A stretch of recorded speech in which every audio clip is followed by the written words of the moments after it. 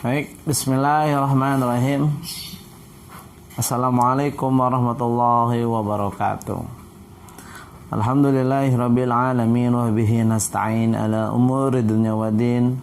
Wassalatu wassalamu ala asrofil anbiya'i wa mursalin wa ala alihi wa sahbihi ajma'in, amma ba'du.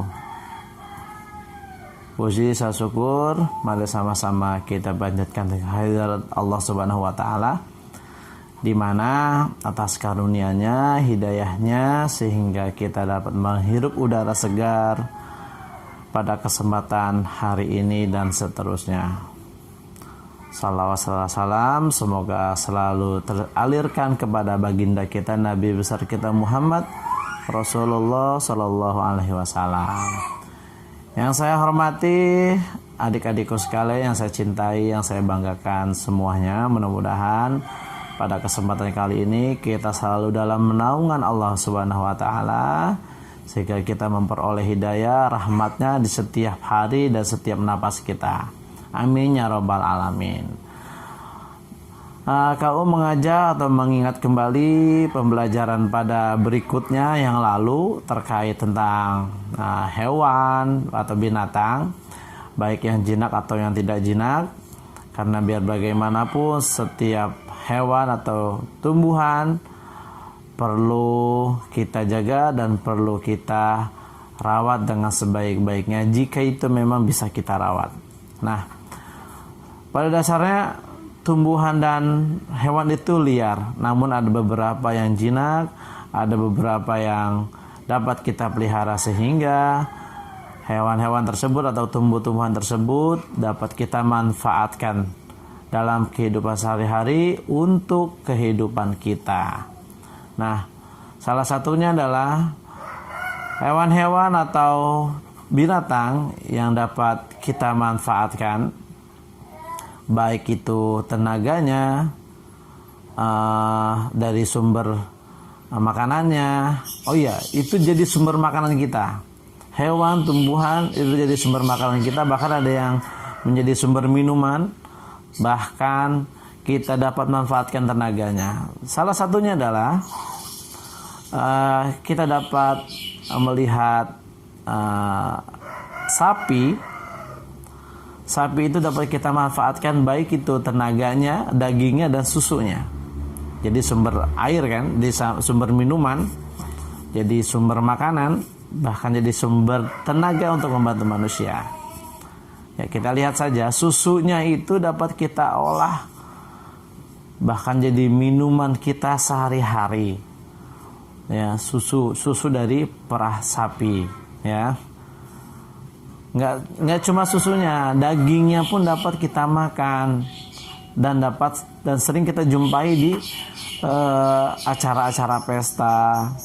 Ya, sering banget tuh kita acara pesta ada daging sapinya. Bahkan di Idul Fitri itu bahkan setiap rumah hampir memiliki sapi, ya, daging sapi atau daging kerbau, daging kambing, ya. Nah, itu teman-teman.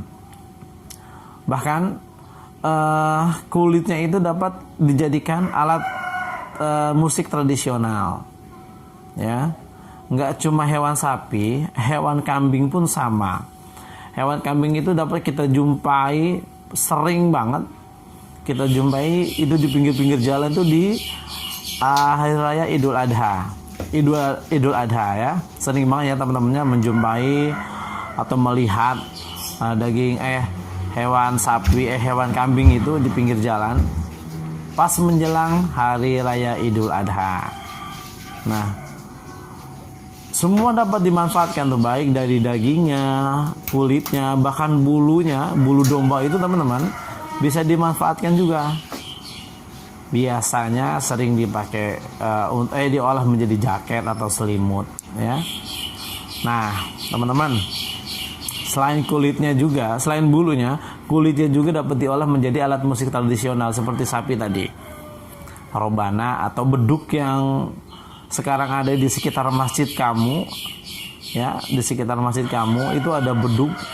Itu bisa jadi memang dari kulit kambing, ya, kulit kambing. Coba nanti dicek kalau ke masjid atau musola yang dekat kamu itu, biasanya itu dari kulit kambing. Nah itu boleh dicoba, boleh dicek. Dagingnya pun sama dapat kita nikmati.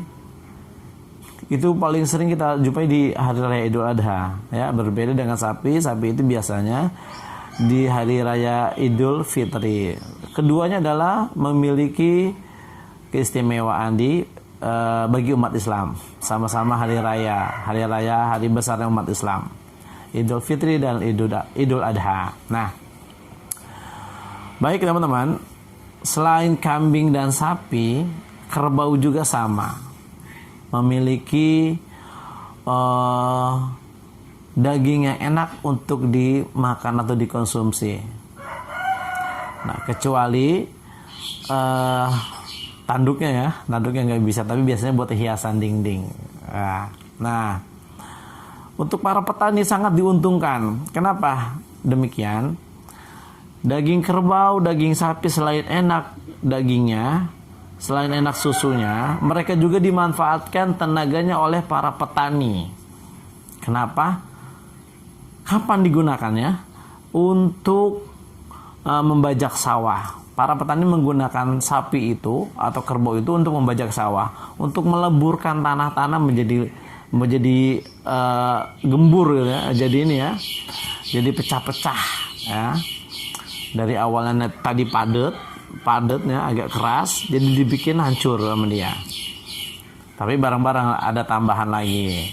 Biasanya ada kayu di belakangnya lalu ditaikin oleh para petani. Nah, itu teman-teman. Nah, makanannya juga, minumannya juga, tenaganya juga digunakan. Bukan hanya itu, teman-teman. Kotorannya pun dimanfaatkan oleh manusia untuk tanaman. Ya, untuk tanaman. Nanti tanamannya subur yang menikmati kembali lagi manusia. Ya. Nah, selain itu, selain semuanya, selain daging, susu, tenaganya, kotorannya juga digunakan untuk tumbuhan. Nah, kau mengajak teman-teman untuk selalu bersyukur kepada Allah Subhanahu wa taala, karena sampai saat ini, sampai detik ini kita menikmati itu semua, menikmati itu semua dengan baik. Yo, teman-teman, kita harus bersyukur kepada Allah Subhanahu wa taala, kita masih bisa menggunakan tenaganya. Kita tidak menggunakan, tapi para petani menggunakan tenaganya untuk menanam padi. Padinya itu menghasilkan beras-berasnya itu kita makan. Ya, kita harus tetap bersyukur. Dagingnya, susunya, ya, itu semua juga kita konsumsi, kita makan. Mari sama-sama kita bersyukur untuk selalu ingat kepada Allah Subhanahu wa taala atas rezeki-rezekinya, nikmat-nikmatnya, agar rezeki kita dan nikmatnya ditambah oleh Allah Subhanahu wa taala. Amin ya rabbal alamin. Nah, teman-teman, itu baru sektor yang berkaki 4. Ya. Ada lagi yang berkaki 2. Apa itu? Ayam. Nah, ayam setelah dipotong digunakan juga bulunya, telurnya dimakan, dagingnya juga dimakan. Nah, telurnya itu biasanya para peternak ayam itu digunakan menghasilkan telurnya untuk dijual, untuk memenuhi kebutuhan sehari-harinya. Nah,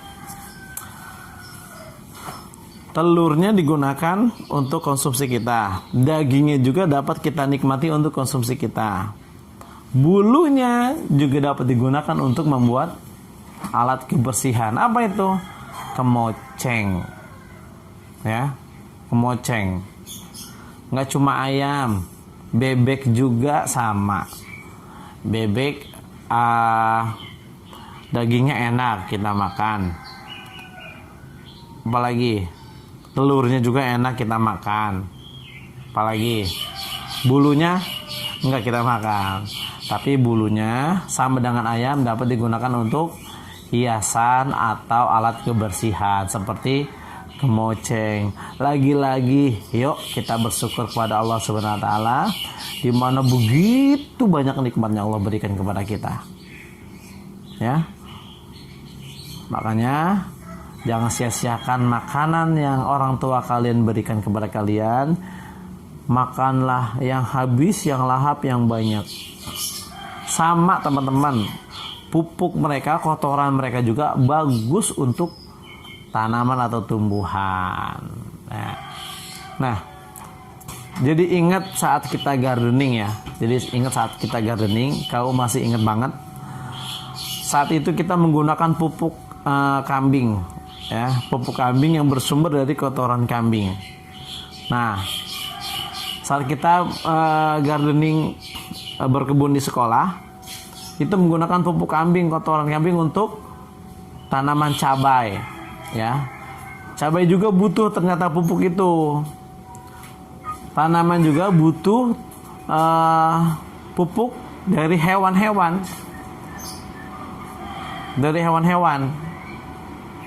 Salah satunya pohon cabai kita yang kemarin itu yang mungkin saat ini sudah kita nikmati, ada yang metik atau yang panen kemarin di sekolah. Sampai sekarang masih ada cabainya. Itu salah satunya dari dari pupuknya kambing, ya, pupuk kambing. Nah, itu salah satunya. Ya, bahkan ada lagi kalau pupuk ayam itu, pupuk ayam biasanya digunakan untuk menanam kangkung dan bayam. Pupuk tersebut ya. Ya. Nah, mudah-mudahan dari situ kita dapat pembelajaran bahwasanya setiap makhluk hidup itu saling membutuhkan. Yuk mari sama-sama kita jaga lingkungan kita dengan baik dan sesama. Insya Allah hasilnya akan menjadi lebih baik. Dari KU kurang lebihnya mohon maaf. Wabillahi taufiq wal hidayah wa ridha wal inayah. Wassalamualaikum warahmatullahi wabarakatuh. Bye.